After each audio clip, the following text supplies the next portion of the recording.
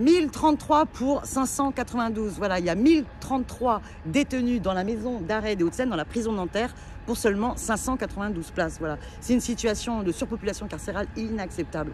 En tant que députée, je viens d'exercer mon droit de visite des lieux de privation de liberté. Et ce que j'ai vu est assez édifiant.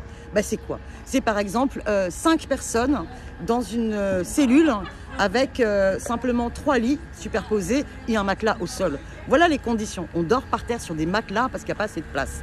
Et ça veut dire quoi? Ça veut dire que dans la journée d'un détenu, toutes les activités un peu alternatives, c'est-à-dire pouvoir travailler ou bien pouvoir aller à la salle de muscu, à la bibliothèque ou suivre une formation ou une scolarisation, tout ça est rendu très compliqué parce qu'il y a cette surpopulation carcérale.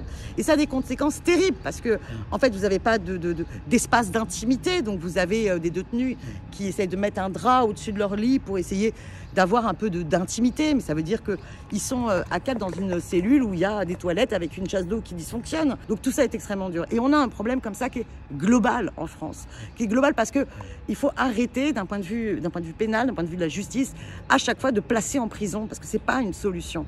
Il faut savoir que nationalement, on en est à 77 000 détenus pour 60 000 places.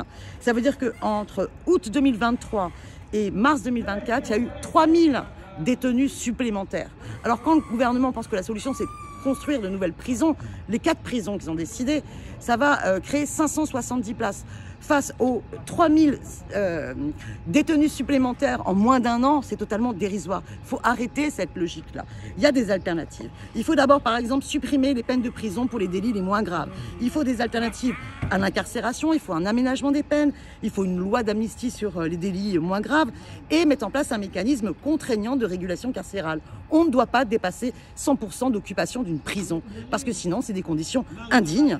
Et c'est d'ailleurs ce que demande la contrôleuse générale des lieux de privation de liberté. La France, elle a déjà été condamnée par la CEDH en 2020. Voilà, ça suffit. Je veux dire, les moyens mis pour l'alternative à la prison, ça représente 1% du budget programme d'administration pénitentiaire. Donc on voit bien que ce n'est pas l'objectif du gouvernement et c'est une aberration. Voilà, donc on continue ce travail, c'est essentiel, c'est une question de droits de l'homme, c'est une question d'humanité.